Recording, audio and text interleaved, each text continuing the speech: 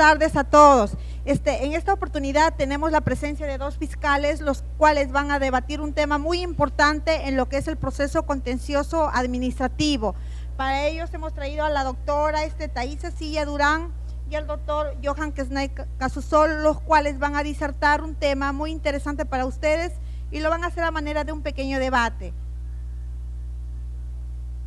Doctora, pueden comenzar, por favor.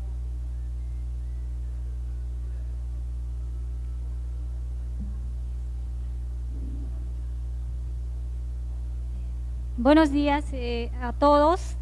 Buenos días, doctor Kesnay. Buenos días, la señorita coordinadora. Buenas tardes. Agradecerles en principio al doctor Kesnay la oportunidad de compartir algunas reflexiones con ustedes. Agradecerles a ustedes su presencia, su interés por un tema específico de repente, pero no por eso menos importante, ¿no? Lo que queríamos compartir básicamente nosotros eran nuestras experiencias cotidianas. Nosotros somos fiscales civiles y como tal nuestra principal función es la de dictaminar en procesos contenciosos administrativos que ya vienen tramitados por el Poder Judicial.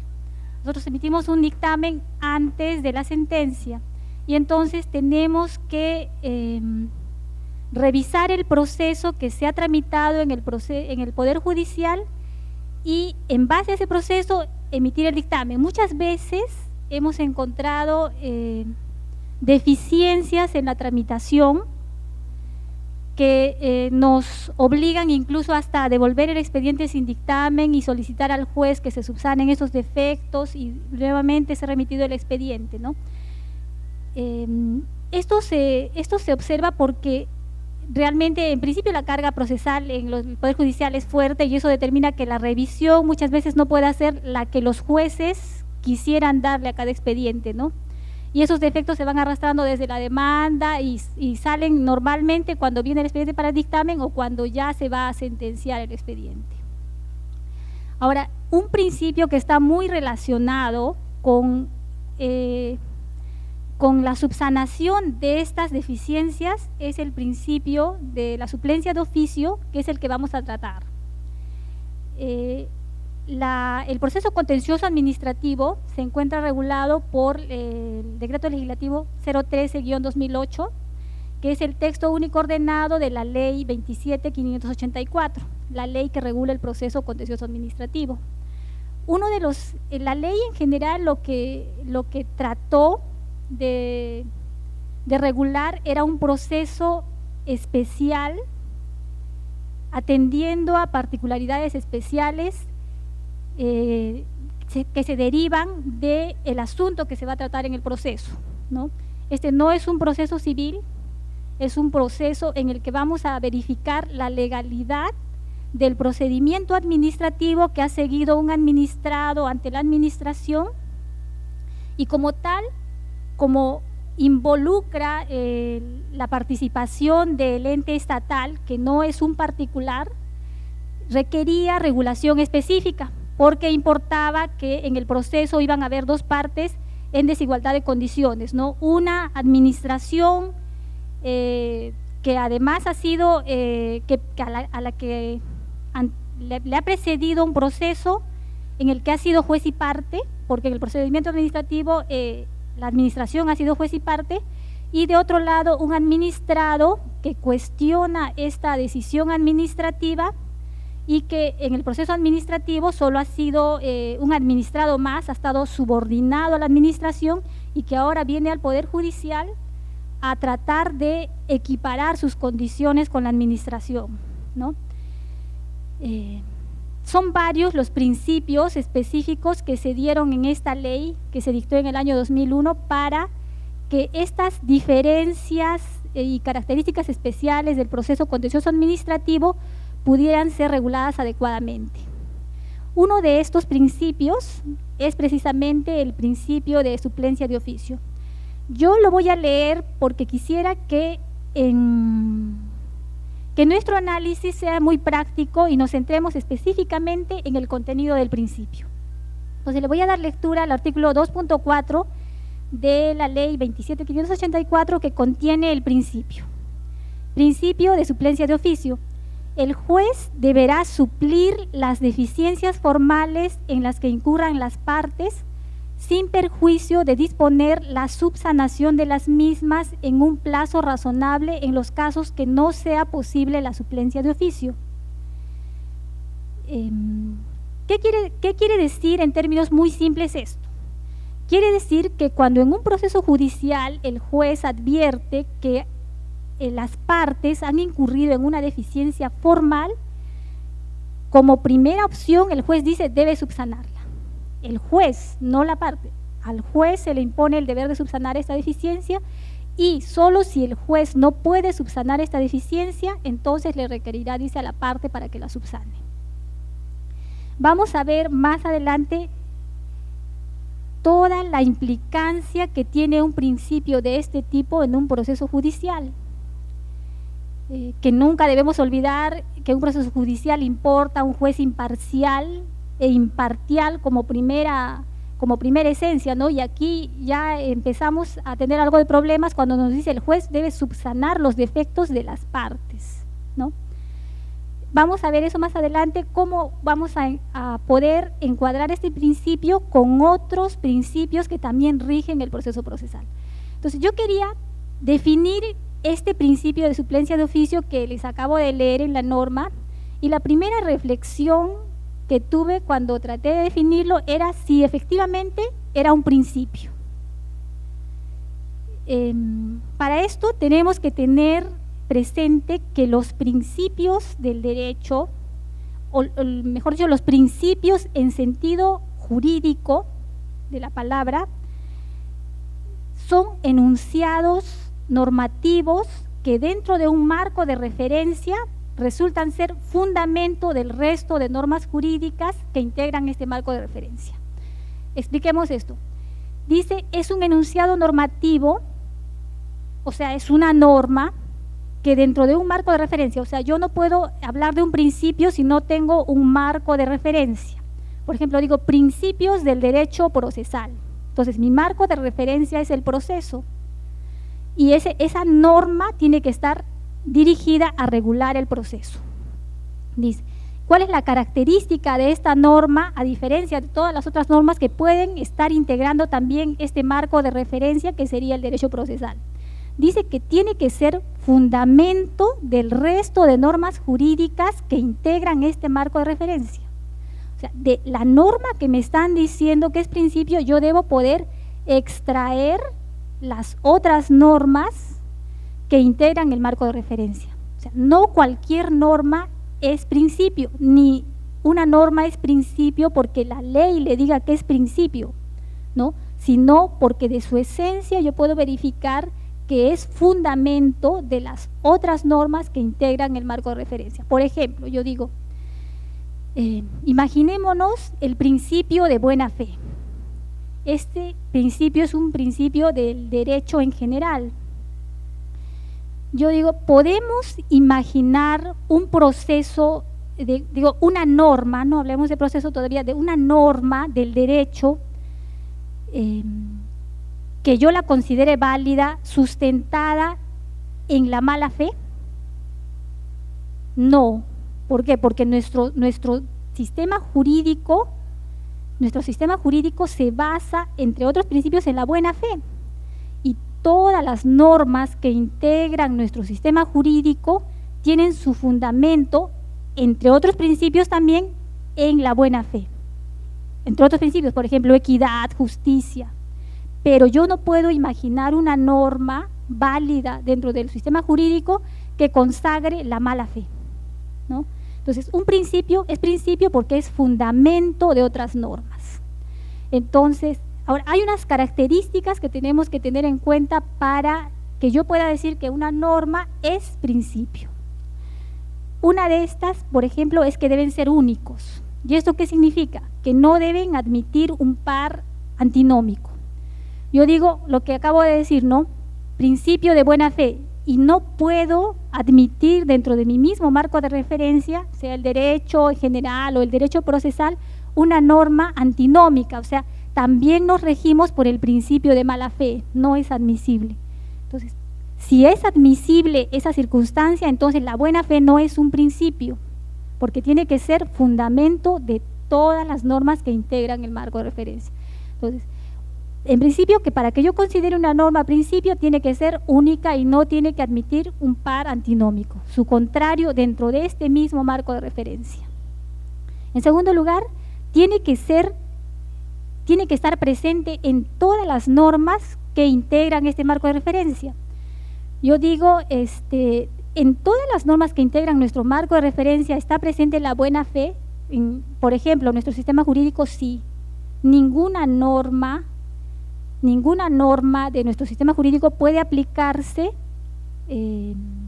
a espaldas de la buena fe. O sea, si yo detecto una conducta contraria a la buena fe, tengo que aplicar mi norma a la luz del principio de buena fe, y si eso importa, por ejemplo, que tenga que contradecir el sentido de la norma, lo tengo que hacer porque primero está mi principio, ¿no? Entonces, estos principios tienen que estar, dice, presentes en todo el marco normativo, y están presentes en todo el marco normativo. Otro principio, por ejemplo, es la justicia, ¿no? Y yo digo, en todas mis normas tiene que estar presente, aun cuando sea idealmente el principio de justicia.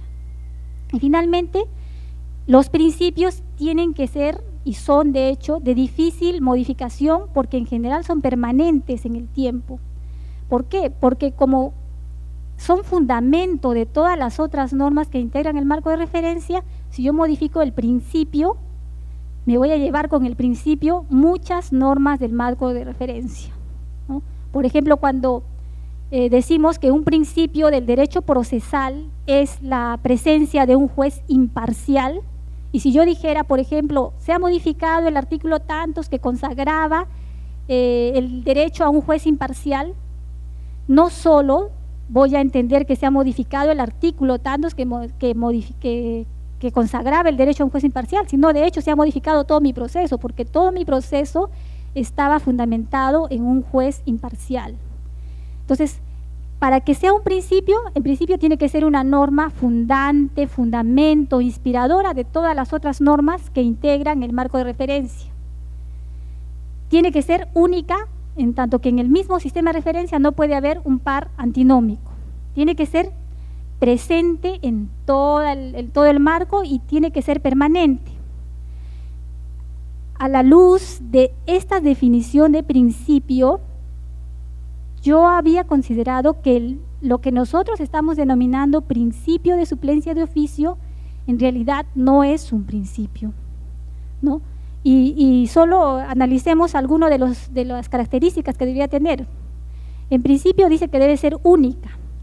Entonces, la posibilidad de que el juez participe para subsanar los defectos de las partes está consagrada en este principio, pero dentro del mismo marco de referencia, que es el proceso contencioso administrativo, por ejemplo, también existen normas que consagran la imparcialidad e imparcialidad del juez. Se me dice, no puede ser parte, imparcialidad, y no puedes parcializarte con las partes, o sea, no puedes ser imparcial.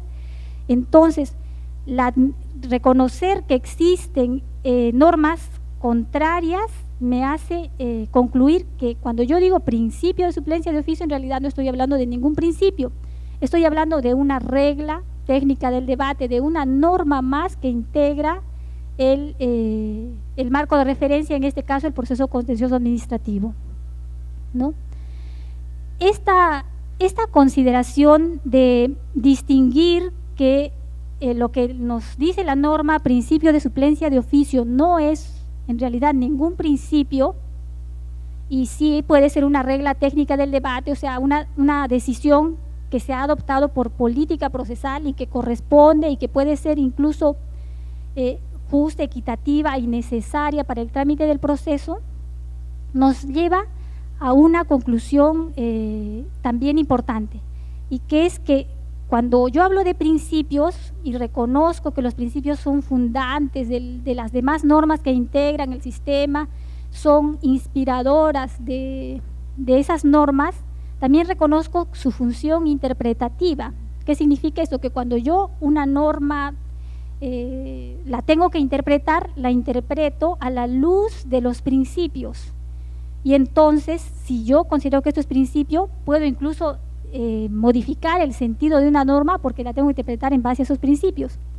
Entonces, cuando me dice el artículo 2.4 de la Ley del Proceso Contencioso Administrativo, principio de suplencia de oficio, yo podría decir, entonces, por ejemplo, hay que interpretar muchas normas de la Ley del Proceso Contencioso Administrativo considerando el principio de suplencia de oficio, ¿no? Por ejemplo, deberíamos interpretar que la facultad de ofrecer medios probatorios de oficio debería interpretarse en base a esta norma y entonces el juez debería suplir pues las deficiencias probatorias de la parte, ¿no? Si la parte se ha olvidado de ofrecer un medio probatorio por ahí que le convenía y el juez se da cuenta de eso, entonces debe interpretar la posibilidad que tiene, la facultad que tiene de ofrecer medios probatorios de oficio para suplir esta deficiencia formal de la parte, ¿no? Si es que yo considero que en realidad esto es un principio, pero como hemos dicho, este no es un principio y por tanto yo no puedo interpretar ninguna norma del marco de referencia del proceso contencioso administrativo en base a esta norma. Como regla técnica del debate, la debo dejar ahí en su ámbito de aplicación. O sea, ¿cuál es su ámbito de aplicación?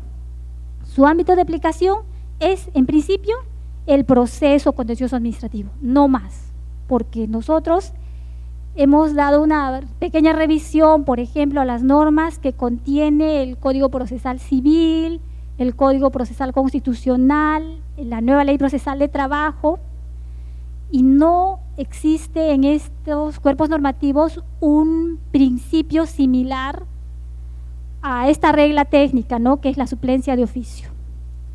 En el Código Procesal Civil, por ejemplo, tenemos el artículo 9 del título preliminar, que ustedes deben conocer, que está referido a la formalidad de los actos procesales, ¿no? Y consagra expresamente que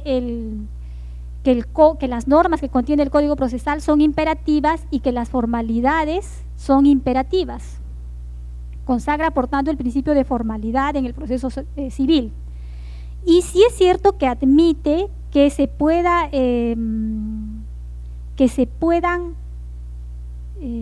regular la exigencia de estas formalidades al logro de los fines del proceso, pero comparada esta facultad de regular la exigencia de formalidades con el logro de los fines del proceso, con esta otra facultad que otorga el proceso contencioso administrativo de suplir las deficiencias, yo creo que es diferente, ¿no? Yo no puedo decir que es lo mismo que el juez diga, bueno, no te voy a exigir eso porque me parece que de lo que me has expuesto se ve claramente esto, ¿no? Pero otra cosa es decir, yo considero que esto es así y yo te subsano la demanda y la demanda debe ser así, ¿no? Entonces, en el proceso civil, por ejemplo, únicamente existe ese principio de posibilidad de adecuar la exigencia de las formalidades al logro de los fines del proceso, pero no existe ningún principio similar al de suplencia de oficio. Por lo tanto, el ámbito de aplicación que tiene este principio es únicamente el proceso contencioso administrativo. Ahora, creo que es importante que describamos las características que podemos extraer de la norma respecto de este principio, porque eso nos permite establecer en qué momentos, en qué circunstancias es posible que el juez supla las deficiencias formales de las partes. En principio, que esta regla está circunscrita únicamente a la superación de los aspectos formales, porque así lo ha establecido su texto. O sea, yo no puedo tratar de suplir una deficiencia de fondo con la utilización de este principio. Y entonces es importante que distingamos cuando estamos en un aspecto de fondo y en un aspecto de forma, ¿no? No basta simplemente que yo considere que el aspecto formal está regulado en un código procesal, por lo tanto, si estoy hablando de normas procesales, estoy hablando de forma, ¿no? Porque muchas veces Hay normas sustantivas que están en los códigos procesales y hay normas procesales que están en los códigos sustantivos, ¿no?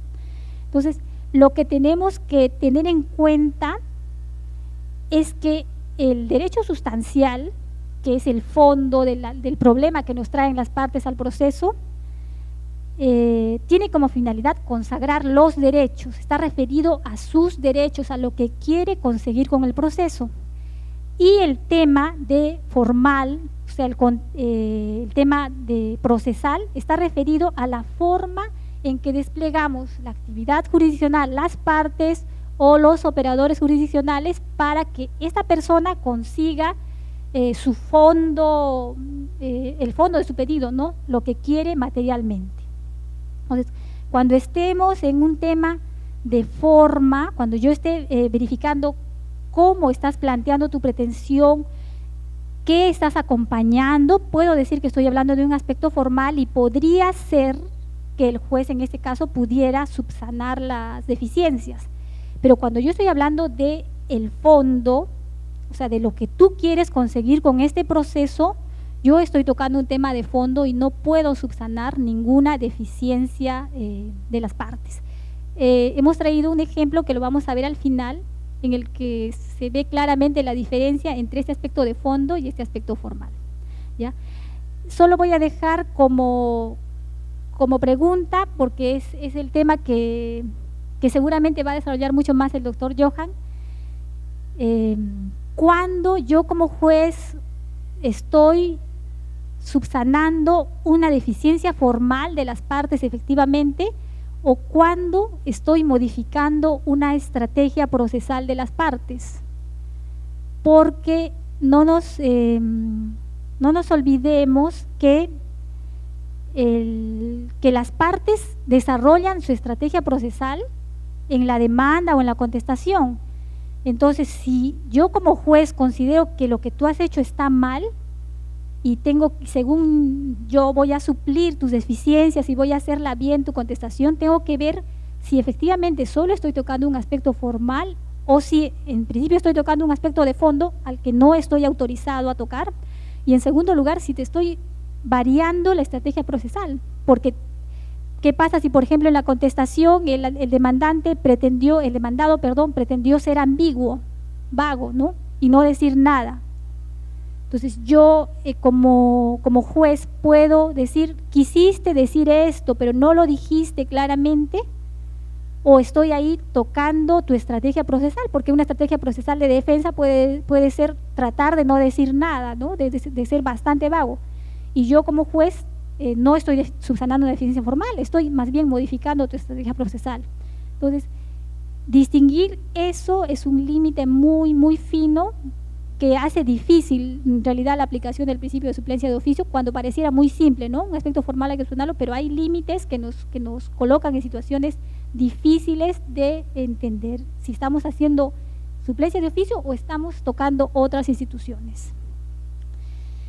Luego, otra característica que tiene este principio, dijimos, era que solo estaba referido a aspectos formales. Otra característica que tiene es que es relativo a los actos procesales de las partes en general, o sea, no está referido únicamente al demandante, sino a las partes, que en general puede ser demandante, demandado, terceros legitimados, ¿no?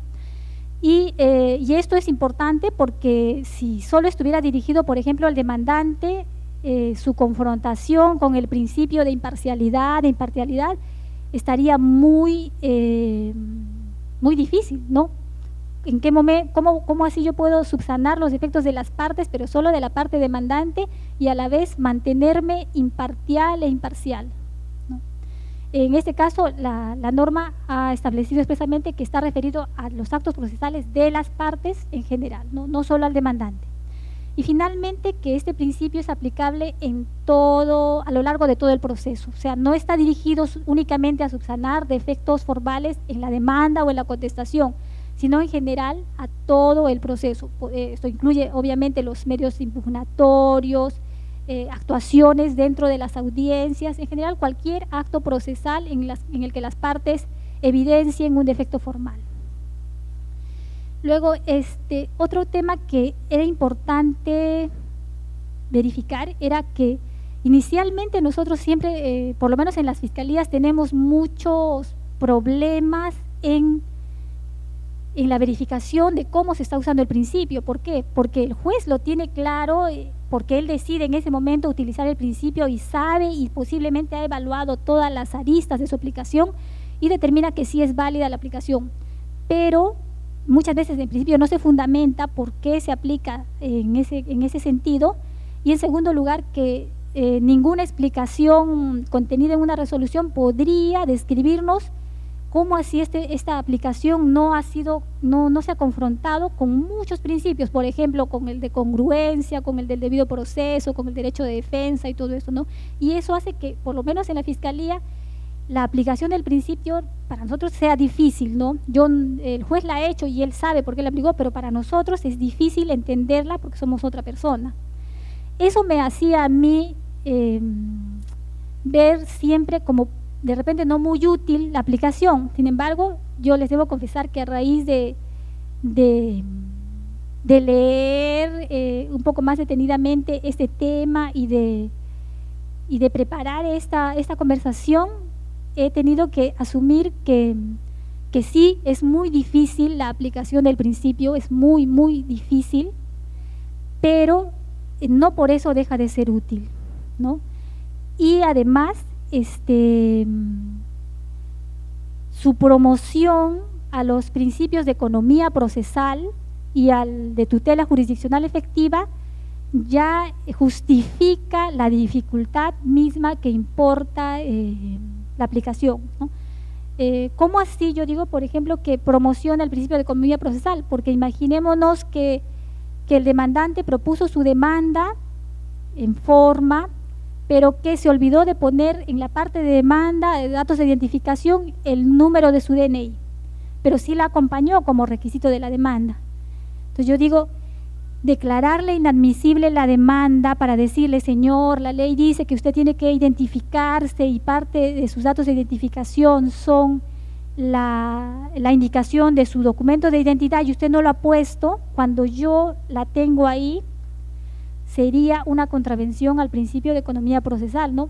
Para las partes, para el pobre señor que va a tener que pagarle nuevamente al abogado un escrito para que subsane, para mí como juez, porque voy a tener que dispensar toda una cantidad de tiempo del personal jurisdiccional, notificar a la parte que nuevamente llegue el escrito, que se ingrese y que se vuelva a calificar la demanda, cuando puedo suplir una deficiencia que en este caso sí es absolutamente formal, ¿no? Porque no le voy a quitar nada ni le voy a poner nada que no esté ya evidente en la demanda. Simplemente ese dato que está en el DNI, que está acompañado como fotocopia, lo voy a asumir dentro de la demanda, ¿no? Y voy a asumir que entonces está cumplido ese requisito y que la demanda debe ser admitida. Entonces sí es útil el principio, aunque difícil su aplicación, ¿no? Vamos a señalar por qué es difícil su aplicación. Porque aun cuando la norma no ha establecido límites y lo ha señalado como un enunciado genérico de decir el juez puede suplir las deficiencias formales, esto no implica que no tenga límites.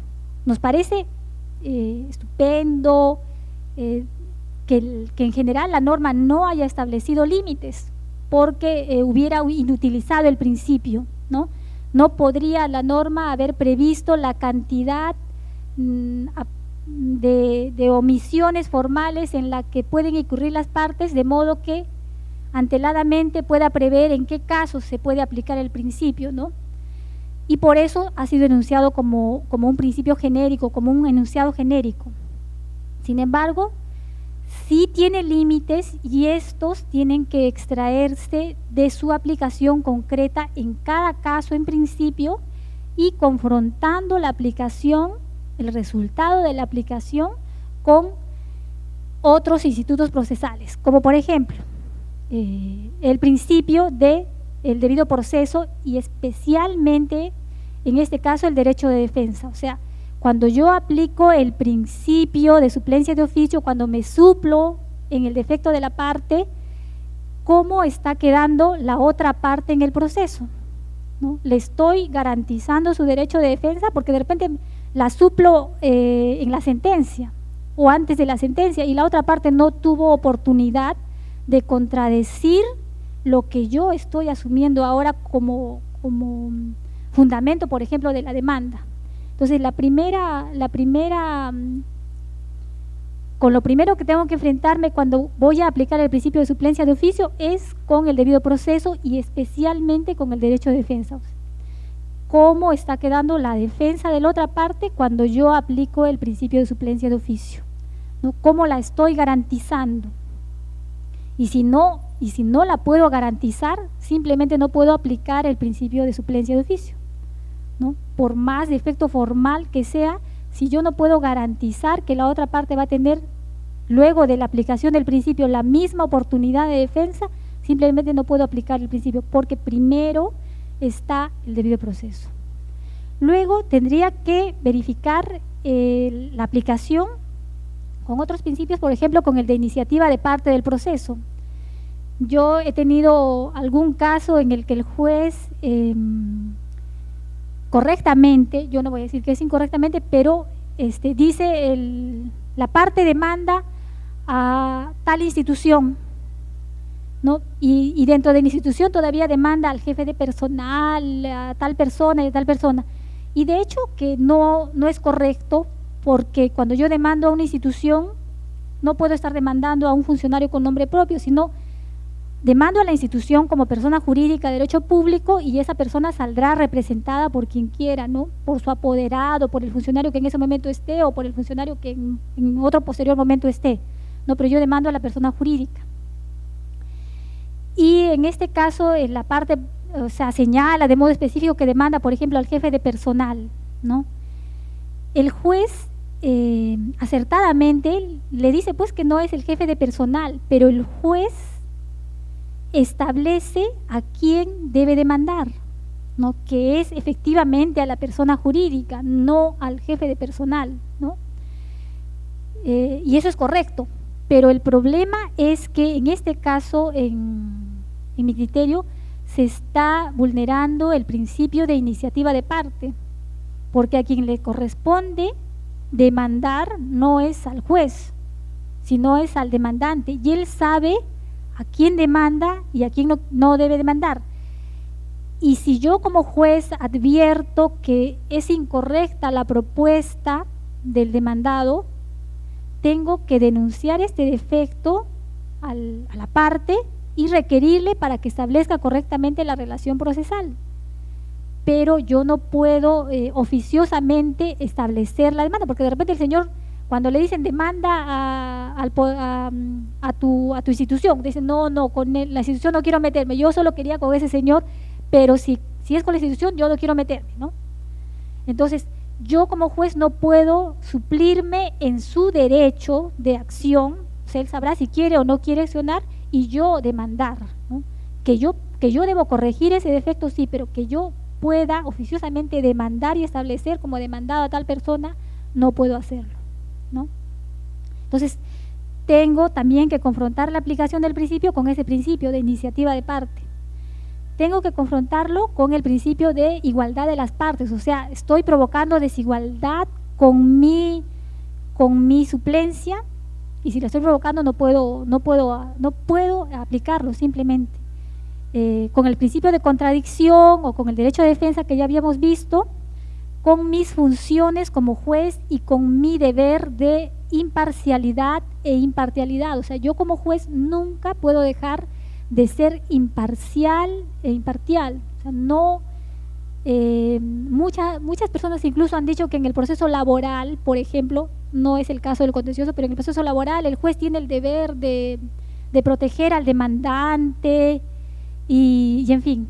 Y yo creo que si es que la norma impone esos deberes, efectivamente el juez tendrá que cumplirlos, pero ninguno de esos deberes puede imponerle la falta al principio de imparcialidad o imparcialidad, porque en cuanto el juez empiece a ser parte del proceso y él diga, no, este es el medio probatorio que tenemos que ofrecer y tráelo actual para que declare, y con estos medios sí vas a probar lo que estás pretendiendo, y entonces la demanda va a salir fundada. En cuanto el juez empieza a tomar ese rol, deja de ser juez, deja de ser imparcial y eso que está pasando ahí deja de ser un proceso judicial, porque la esencia del proceso judicial es un tercero ajeno al conflicto que me va a resolver el conflicto, ¿no? Y cuando el juez deja de ser eso, entonces podemos estar en lo que sea menos en un proceso judicial. Entonces, solo confrontado la aplicación del principio con estos y con muchas otras instituciones que no podríamos terminar mencionando, se puede uno atrever a aplicar el principio de suplencia de oficio. Yo quería comentarles dos casos concretos que vamos a tratar de hacerlos lo más simples para que los podamos entender. Es uno que ha salido publicado es una casación que ha salido publicada en la revista de jurisprudencia de Gaceta y que en resumen dice lo siguiente, ¿no? Hay una demandante que es una empresa avícola que demanda al gobierno regional, un gobierno regional determinado. El gobierno regional ha declarado la nulidad de oficio de una resolución que le beneficiaba a esta avícola, ¿ya? Y la avícola entonces está impugnando esta última resolución que declaró la nulidad de oficio, porque le perjudica ahora. ¿Qué dice la avícola para pedir la nulidad? Dice que para que se pueda declarar la nulidad de oficio en sede administrativa deben pasar dos cosas. Tiene que haber un agravio al interés público y tiene que estar sancionada esta omisión con la nulidad. Entonces, ella propone su demanda así: tiene que haber agravio al interés público y aquí no hay agravio. Ella fundamenta por qué no hay agravio, ¿no? Dice, ese es mi fundamento, no hay agravio al interés público. La demandada contesta, no exponen claramente los fundamentos de la contestación, pero de la parte finalmente cuando en primera instancia el juez declara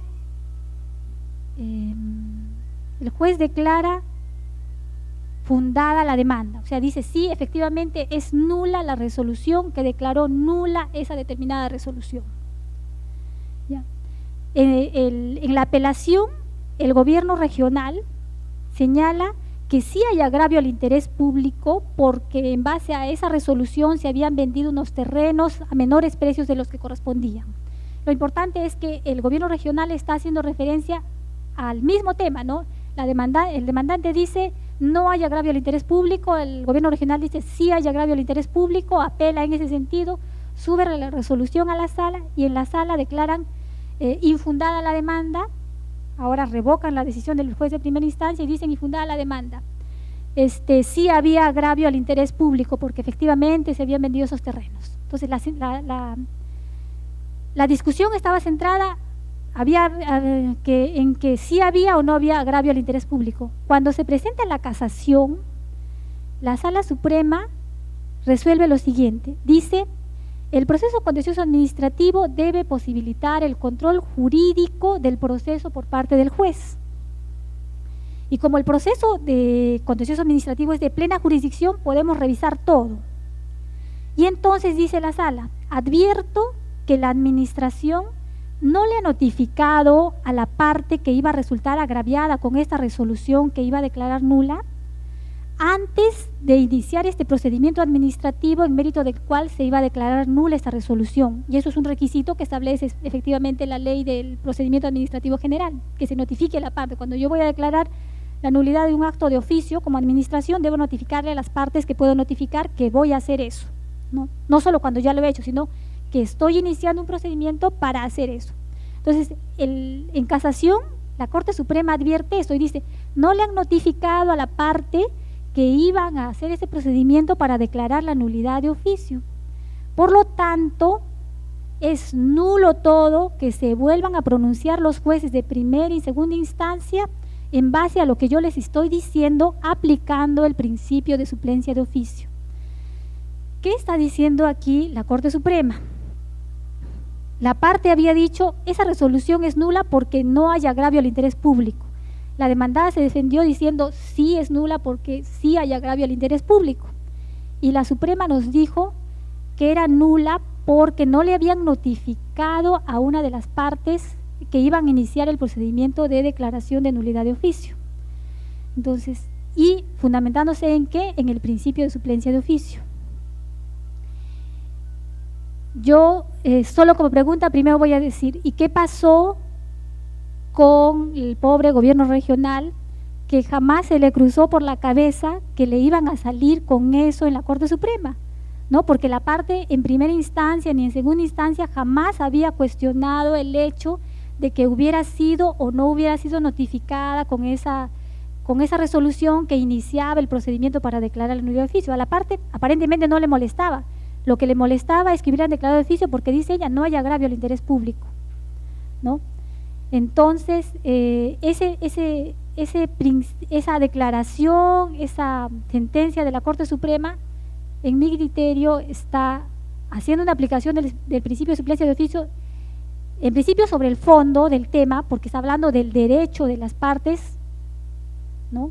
Y en segundo lugar, está haciendo una aplicación sin considerar el derecho de defensa de las partes, específicamente de ese gobierno regional que no podía pensar que la Corte Suprema iba a salir por ahí y empezar a defenderse de la notificación desde primera instancia, ¿no? Porque nadie le había cuestionado el hecho de que se hubiera hecho o no la notificación. Entonces, este caso yo creo que nos lleva a la reflexión de que sí es cierto que el principio de suplencia de oficio es un principio útil, necesario, importante, pero también que su aplicación es muy difícil y que cuando yo lo aplico debo estar seguro que no estoy infringiendo ningún otro principio o derecho de las partes. Voy a dejarlos con el doctor Johan Kesnay para que complete esto con un tema que él también conoce mucho sobre los abogados. A ver, ante todo, buenas tardes. Antes de poder iniciar la disertación, me gustaría pedirles dos favores bien grandes. Yo soy catedrático ya tengo más o menos 7, 8 años. Incluso veo acá una docente con quien la conozco más o menos ese mismo tiempo, de otra universidad. Y hay una cosa que siempre he tratado de divulgar, es el tema del respeto mutuo, tanto del auditorio como del propio ponente. En el caso del ponente, la responsabilidad que nos asiste es indudablemente prepararnos para una ponencia, no venir a improvisar, y por parte de ustedes es prestar la mayor atención. En ese sentido, por ejemplo, con sus celulares, yo creo que todos los papás de ustedes saben de que están en la universidad, ¿verdad? Entonces yo no creo que sus papás los estén llamando ahorita para preguntar dónde están. Si los está llamando la enamorada, el enamorado, bueno, díganles que les dé un tiempito, que están estudiando, que están recibiendo un poquito más de conocimiento. Y si son empresarios, congresistas, bueno, les pediría que simplemente por respeto pongan en vibrador o en silencio, solamente por un espacio de media hora, ¿ya? En este contexto y tras este pedido que les formulo, quiero hacer una pequeña introducción para que ustedes comprendan la relación entre la ponencia de la doctora Taide y la mía. Lo que nosotros advertimos en el ejercicio de la función fiscal es precisamente que nos llegan procesos judiciales a puerta de una sentencia. Lo que había señalado la doctora Taide de manera correcta es que el proceso contencioso administrativo está diseñado principalmente para poder cuestionar decisiones a nivel administrativo. La Constitución política le ofrece como garantía al ciudadano de que si es que la administración pública emite un acto administrativo en última instancia, esa decisión puede ser cuestionada precisamente a nivel judicial. Ese proceso en el cual se cuestionan actos administrativos, y no solamente se cuestionan, sino también pueden ser solicitados determinados derechos, se llama proceso contencioso administrativo. Y el proceso contencioso tiene la misma estructura que cualquier proceso civil: una demanda, una contestación y una sentencia. Obviamente que en el caso del contencioso no hay audiencias, por ejemplo. El proceso contencioso se prescinde absolutamente de la audiencia. Entonces, dense cuenta ustedes la importancia de la demanda y la contestación. Vuelvo a repetir, con las modificatorias que se produjeron en el contencioso administrativo, no hay audiencias. Es decir, la cinta que a ustedes les van a poner cuando terminen la universidad, simplemente no se la van a poner, al menos en primera instancia, porque no hay audiencias. ¿Por qué es importante mencionar esto? Porque queda claro que la principal función del abogado, ¿ya?, es indudablemente una buena demanda y una contestación adecuada. El mal denominado principio de suplencia de oficio es, al menos desde la perspectiva de nosotros como fiscales, es un principio que hasta cierto punto beneficia al abogado mediocre, porque precisamente la doctora Taide de manera muy diplomática lo ha dicho, puede ser una estrategia. Yo, por mi experiencia y sobre todo que en el ámbito contencioso nos especializamos en temas sancionadores, es decir, por ejemplo, cuando sancionan a un policía, cuando sancionan un establecimiento, o cuando, por ejemplo, solicitan temas de pensiones. Aquellos que en su momento, cuando ya ejerzan la profesión, se van a dar cuenta que el tema previsional es amplio. El propio régimen previsional para el trabajador público es amplio.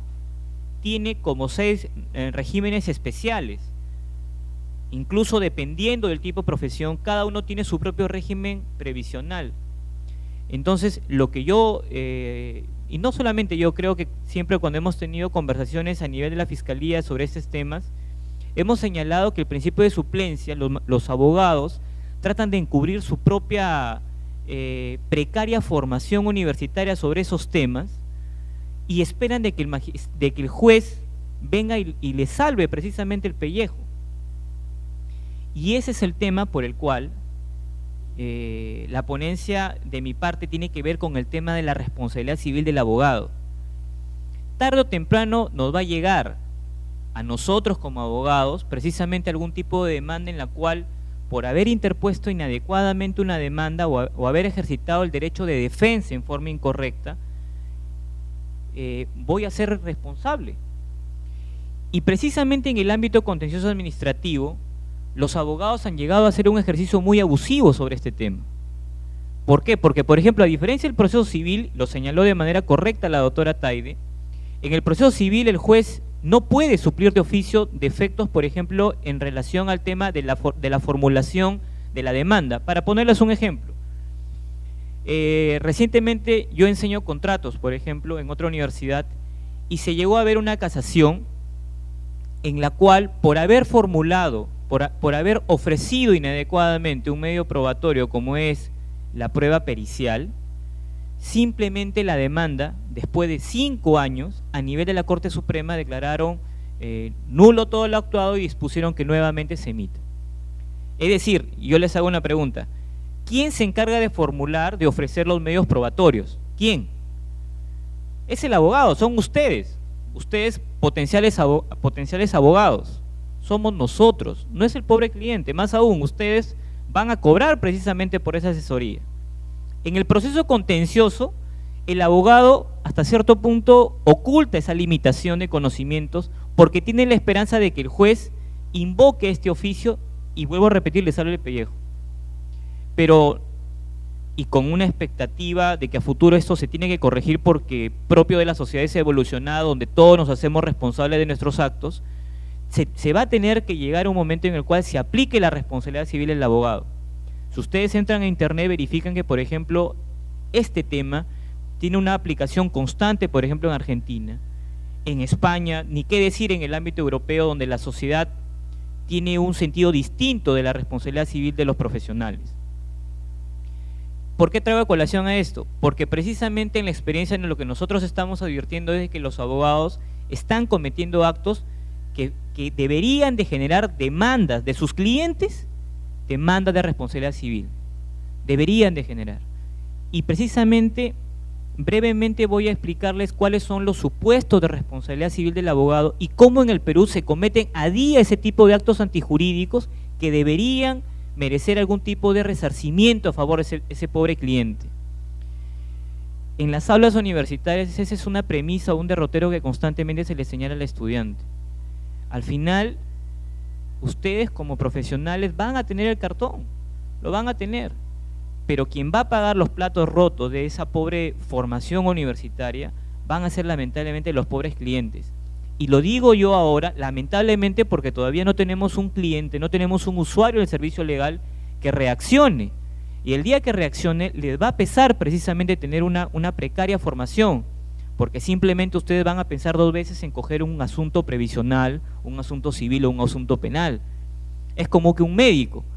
Cualquier médico no se puede, por ejemplo, por más de que le ofrezcan una ingente cantidad de dinero, no puede arriesgarse a hacer una operación en una especialidad en la cual no ha estudiado. La pregunta es ¿por qué no? Porque saben que si es que interviene en esa operación y no es un especialista, indudablemente la van a demandar y va a tener que indemnizar. Con el abogado no pasa eso. ¿Y por qué no pasa eso? Ese es precisamente los temas que de manera concreta yo voy a señalar. La labor del abogado, nosotros cuando ya ponemos nuestros estudios de manera personal o de manera grupal, nosotros en realidad lo que hacemos con nuestro cliente es celebrar un contrato. Este contrato, bueno, si algunos ya lo están llevando, se llama contrato de locación de servicios. Yo imagino que ustedes acá, alguno de sus padres ha de ser ingeniero, ha de ser algún arquitecto. Ellos, por ejemplo, cuando los contratan para que haga un edificio, para que haga un plano, lo que hacen es, concretamente es un contrato de locación de servicios. Están contratando sus servicios, bueno, para que preste la profesión a favor de esta persona. El abogado es lo mismo, es un contrato de locación de servicios, ¿ya?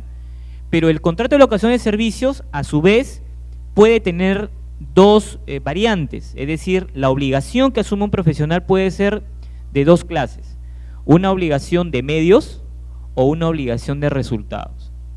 ¿Cuál es la obligación de medios? Es aquella en la cual yo no te prometo el resultado, sino solo me comprometo a hacer, a aplicar el conocimiento que está a mi alcance para cumplir con lo que yo me estoy comprometiendo. Y por otro lado tenemos la obligación de resultado, es aquella en la cual tú le prometes un resultado, no le prometes hacer el mayor esfuerzo. Por ejemplo, para el tema de una operación quirúrgica de apéndice, el médico no asume la promesa de que va a hacer el mayor intento para sacarte el apéndice. No es así, ¿verdad? Lo que se compromete el médico es a sacarte el apéndice. Punto. No te dice, mira, voy a hacer el mayor esfuerzo, solamente te voy a sacar 1/4 de apéndice y te quedas con la otra de recuerdo. No es así. Lo mismo pasa, por ejemplo, con las cirugías estéticas. Si alguna de las damas o alguno de los caballeros quiere hacerse una operación, indudablemente de carácter estético, el médico no se compromete a decirte, bueno, tú quieres que te haga, por ejemplo, una nariz de determinada manera, o quieres, por ejemplo, que estas patitas de gallo voy a hacer el mayor intento. No, no es así. Ahí lo que se compromete el médico es un resultado. Y si tú no ves ese resultado, obviamente él está incumpliendo el contrato. La pregunta que queda después de haber hecho esta breve explicación sobre las obligaciones es ¿cuál es la obligación que asume el abogado? Y permítame agregar, el abogado responsable. El abogado responsable es aquel que va a decir, ¿sabes qué? Yo me comprometo a prestarte mis conocimientos, pero yo no te puedo prometer ningún resultado. Y eso es responsable, porque en realidad no depende del abogado tener un resultado, porque el abogado no es el poder judicial, pues. Quien va a emitir la sentencia, quien al final va a encargarse de dar la razón, va a ser el juez, no el abogado. Por más que sea hijo o hermano del juez, no lo puede hacer. ¿Ya, señores? Entonces, el abogado solo asume una obligación de medios, de poner el mayor conocimiento para enfrentar un caso concreto, ¿ya? En este contexto queda claro qué es lo que sucede si es que yo como abogado no pongo la mayor diligencia para el cumplimiento de mi labor. Queda claro que si es que yo incumplo, por ejemplo, no presento un recurso oportunamente, no lo fundamento adecuadamente, no ofrezco los medios probatorios debidos, queda claro que yo estoy incumpliendo el contrato. ¿Ya? Ahora, ¿cuáles serían los elementos que generan la responsabilidad en los abogados, en ustedes que van a ser próximos abogados? Indudablemente que, en primer lugar, tiene que haber un contrato, ¿ya? Tiene que haber un contrato. Y el contrato de locación de servicios no necesariamente está contenido en papel, sino también puede estar contenido de manera verbal. Un tema, por ejemplo, en Estados Unidos, los contratos entre litigante y abogado se rige concretamente por un tema netamente fáctico. No requiero yo un contrato. Por ello es que incluso los abogados tienen mucho cuidado cuando alguien, incluso su vecino, se les acerca y les hace una consulta de carácter legal. Ellos se abstienen, porque saben que esa opinión genera inmediatamente ya una obligación, ¿ya? Por ello es que ustedes, por ejemplo, cuando ven las películas en Estados Unidos, las películas americanas, ustedes ven que el abogado te cobra por hora, te cobra por escucharte, porque sabe que cualquier cosa que salga de la boca del abogado ya está efectivamente obligándolo y va a asumir las consecuencias de lo que le diga. Acá no pasa eso. Acá si hay una reunión entre facultades de química, facultades de ingeniería, de ciencias empresariales y derecho, al abogado le empiezan a hacer 20.000 preguntas y si es que está con unas copas de más, empieza a responder todas las 20.000 preguntas. Más aún, no es ni especialista, pero se arriesga, está todavía en el tercer ciclo y ya está respondiendo y absorbiendo casos. Eso obviamente no sucede en sociedades civilizadas, sociedades más responsables. En primer lugar, tiene que haber un contrato. No necesariamente escrito, también puede ser verbal. Además, también se requiere una conducta antijurídica. En el ámbito de los contratos, la conducta antijurídica es el incumplimiento del contrato. Si a mí me has contratado para actuar de manera diligente, ¿qué pasa si es que yo presento una apelación el cuarto día, cuando se me vence el tercer día? Estoy incumpliendo el contrato. Cuando tengo que presentar una casación debidamente motivada y yo ni sé cómo es una casación y encima cobro, y estoy incumpliendo el contrato. Cuando me dan todos los medios de prueba y no los leo y no ofrezco la prueba adecuada, estoy incumpliendo el contrato. Eso se llama conducta antijurídica. El tercer elemento es el daño. Indudablemente, ¿qué pasa si por una inadecuada asesoría en un proceso de desalojo a esta persona la terminan lanzando cuando tiene todos los medios de prueba para que efectivamente se quede? Ahí vemos un daño. Por ejemplo, cuando es un proceso de reivindicación y la persona precisamente por plantear inadecuadamente la demanda genera que no logre obtener la recuperación de la posesión del bien, está también ahí generándose un daño. Y finalmente el nexo causal, que el daño sufrido sea como consecuencia del incumplimiento de los deberes del abogado. Dicho estos elementos, nos salta claramente la siguiente inquietud. ¿Qué es lo que está sucediendo a nivel del proceso contencioso administrativo con la intervención de los abogados? Yo manejaba la tesis respaldada precisamente con esta evidencia empírica, como es el tema de nuestras demandas, que muchos abogados en el proceso contencioso administrativo incurren en actos de responsabilidad civil. Incurren, señores. Incurren, por ejemplo, cuando presentan demandas y no le dicen a las partes, no le dicen al magistrado en qué consiste el vicio del acto administrativo que están impugnando. Se supone precisamente que yo para interponer una demanda debo de haber mínimamente leído el caso. ¿Qué pasa, por ejemplo, con este abogado que interpone una demanda planteando una nulidad contra el acto administrativo, pero no dice cuál es el vicio? Mínimamente un abogado ha llevado los cursos de administrativo 1, 2, procesal administrativo 1, 2, sabe en qué consisten los vicios de los actos administrativos. Y si es que no lo han leído, bueno, tienen a su mano la 27444 que te dice cuáles son los vicios de nulidad. Entonces, es inconcebible que un abogado interponga una demanda sin indicarte ese vicio. 2, en el proceso contencioso administrativo, la prueba estrella, a diferencia de otros procesos, la prueba estrella es el expediente administrativo. Es decir, ¿cómo yo puedo decirle al juez, señor juez, la sanción que me han puesto, por ejemplo, en el caso de un policía, señor juez, a mí me han puesto la sanción de pase a disponibilidad, ¿ya? O pase a retiro, me han puesto esa sanción, pero no dices nada más, y el tema es de que para haberte impuesto esa sanción ha tenido que desarrollarse un previo proceso administrativo disciplinario que se realiza, como ustedes saben, en los tribunales de justicia militar, los tribunales de justicia policial, y el tema es, el abogado nunca leyó el expediente administrativo. Lo único que hace simplemente se limita a leer la resolución que le impone la sanción, pero nunca leyó el expediente del cual emergió esa resolución. Entonces, ¿cómo yo puedo decir, se ha vulnerado mi derecho al debido procedimiento si yo nunca he leído el expediente administrativo? Eso es, por ejemplo, un tema que nosotros vemos recurrentemente en temas previsionales. Al pobre ancianito, y ese es un tema en el cual en realidad hay una actitud muy crítica con los abogados, porque son abogados jóvenes donde lo que hacen es no tienen la más mínima consideración una persona de la tercera edad. Y por ejemplo generan una expectativa de obtención de determinados beneficios económicos a un pobre pensionista y ni siquiera han leído el expediente administrativo. Y hemos tenido la oportunidad de ver regular cantidad de casos en la cual en el expediente administrativo se verifica que el derecho que están demandando judicialmente ya se los otorgaron. Es decir, han interpuesto un proceso por las puras. La pregunta es, ¿acaso no merece una sanción ese abogado que ha generado una expectativa en esta pobre persona? Indudablemente que la merece. U otro tema es en relación a los medios de prueba. Un tema, escuchen bien, una de las cosas que el magistrado está limitado completamente en todo proceso es el tema de la incorporación de hechos. En ese sentido, los abogados tienen, y eso les explicarán en el derecho procesal civil, el abogado tiene que ser un excelente narrador de historias, tanto escrita como oral. Oral porque ustedes están inmersos en un sistema procesal de carácter, por ejemplo, penal y laboral, eminentemente oral.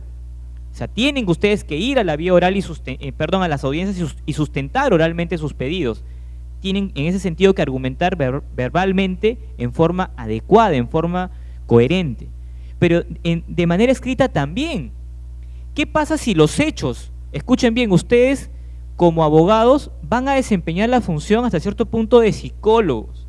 Porque ustedes van a escuchar al cliente con llantos, con cólera, con tristeza, les va a contar la historia. Ustedes lo que van a tener que hacer es dosificar toda esa historia, separar aquellos elementos accesorios y irrelevantes y el tema sustancial plasmarlo precisamente en un escrito de demanda. ¿Qué pasa si ustedes omitieron hechos relevantes? La pregunta, ¿eso va a ser culpa del cliente? No, es culpa de ustedes, sería culpa de ustedes. En ese sentido, por más que exista el principio de suplencia, ese hecho que ustedes no incorporaron en la demanda no podrá motivar ningún tipo de actuación del juez, por más que el juez sea su vecino, no podrá hacerlo, porque esa es una de las limitaciones que precisamente tiene en todo proceso el magistrado. El magistrado espera lo que las partes le ofrezcan, como decía la doctora Taide. En ese sentido, las conductas antijurídicas referidas a la responsabilidad civil del abogado en el proceso contencioso administrativo son las graves negligencias en el ofrecimiento, en la formulación de la demanda y en el ofrecimiento de los medios de prueba también. Hay medios de prueba que indudablemente los tienen las propias partes, ¿ya? Se los alcanzan a los abogados y si el abogado no los ofrece, es responsabilidad del abogado, no del cliente, porque el cliente te ofreció todo. Para comentarles, tomando como pauta la ilustración con jurisprudencia de la doctora Taide, justo un caso que también llegó precisamente con una persona conocida, que llegó hasta la Corte Suprema y que perdió precisamente el derecho por la irresponsabilidad del abogado. Aquellas personas que hayan nacido antes del 31 si son varones y antes del 36 si son mujeres, esas personas, pueden ustedes tener algún tipo de familiar que haya nacido antes del 31 y antes del 36, si han aportado un mínimo de 5 años, tienen derecho a pensión. Pero estos aportes los tiene que probar, ¿ya? Los tiene que probar el asegurado. Por ejemplo, sus abuelos, sus papás, como son asegurados, ellos tienen que probar que han estado pagando al Sistema Nacional de Pensiones. Entonces, lo que sucedió en este caso fue de que precisamente esta persona, que tiene como 82 años ahorita, le alcanzó todo un sobre de Manila, todos los recibos que había aportado precisamente al Sistema Nacional de Pensiones. Lo recibió el abogado. Y el abogado dijo, ¿sabes qué? Acá, con esto son suficientes. Presentó la demanda. Infundada la demanda en primera instancia, infundada en segunda instancia, subió hasta la Corte Suprema y la Suprema dijo, efectivamente, es infundada. Lo que dijo el abogado, y había cobrado obviamente de manera muy hasta cierto punto muy triste, dijo, bueno, sabes que simplemente no nos han dado la razón y acá está tu expediente. Ese expediente demorado más o menos de casi unos 8 o 9 años y nuevamente es releído por otro abogado. Pero este abogado más diligente se da cuenta que a nivel del Poder Judicial habían tenido toda la razón, no habían demostrado los 5 años, pero lo más absurdo era de que en las pruebas que le habían alcanzado el primer abogado estaban los recibos que acreditaban que ella no solamente había cumplido con 5 años como lo exige la ley, sino que había cumplido con 7 años de aportación. Este lapso entre el primer proceso y el segundo que se inició, transcurrieron 7 años. En esos 7 años esta pobre mujer no recibió pensión. La pregunta es, ¿a quién le podemos atribuir responsabilidad por ello? ¿A la administración pública? Hasta cierto punto, porque ellos obviamente manejan su sistema, pero vayamos analizando de la perspectiva del proceso judicial, del proceso contencioso.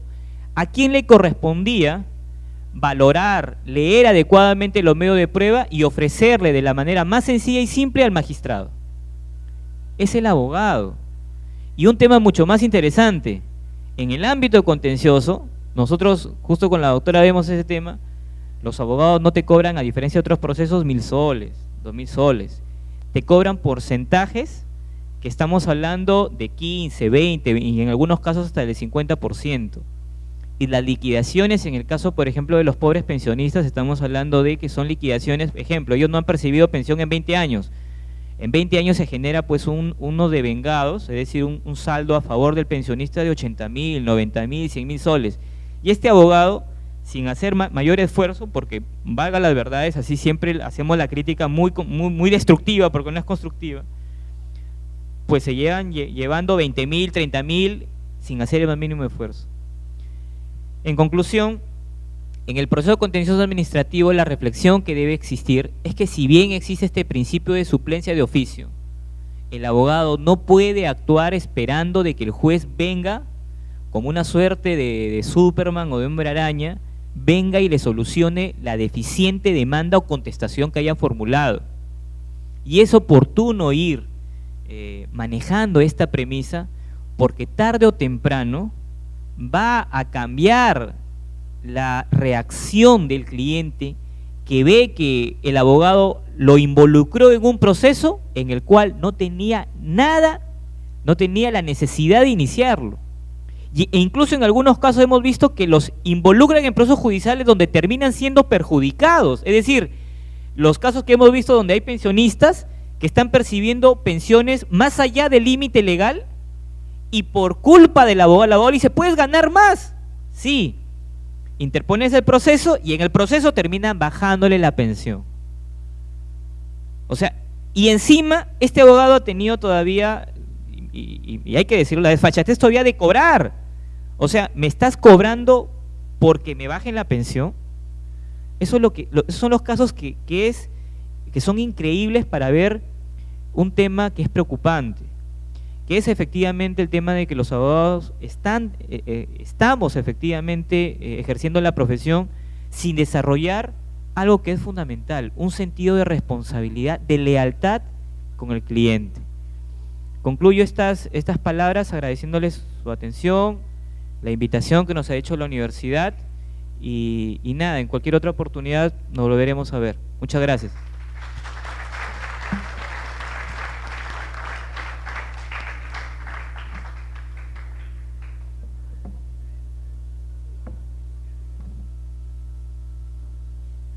Bueno, quisiera felicitarles a los ponentes por su brillante exposición.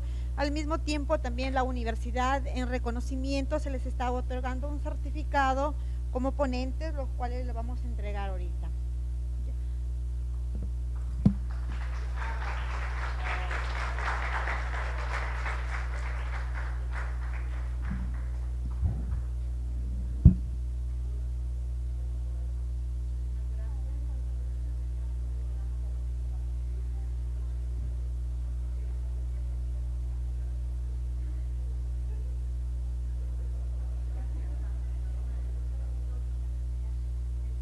Jóvenes,